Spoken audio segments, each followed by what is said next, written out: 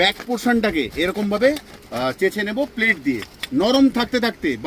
একটা গল্প শোনা আমাকে এক্ষুনি এই মুহূর্তে। রাজা স্টোর্সের পক্ষ থেকে আমি অমিত কুমার মন্ডল। এরকম গল্প নয়, সত্যিকারের গল্প।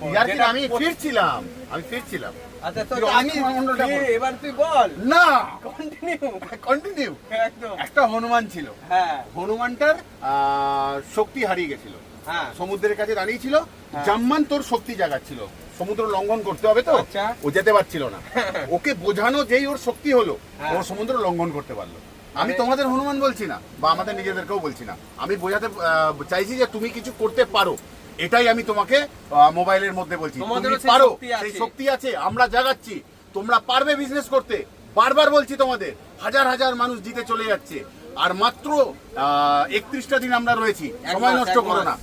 বানাবো কোথাও টি লাইট ক্যান্ডেল, আজকে দেখবো কিভাবে বানাতে হয়। দিয়ে নিলাম অয়েল স্প্রে, মেশিন ফিট হয়ে গেল, ব্যাস এরকমই, এতই সহজ। পিনগুলো মিডিল বেসে থাকবে, মেশিন লক হয়ে গেল। এবার ঢেলে দেবো আমরা তরল মোম, বেরোবে একসাথে 25খানা টি লাইট ক্যান্ডেল একসাথে। চলো দেখি না।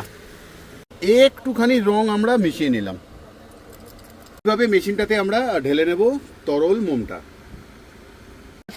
আমরা ব্যাক পোর্শনটাকে এরকম ভাবে চেঁচে নেব প্লেট দিয়ে, নরম থাকতে থাকতে, বারবার বলছি কিন্তু।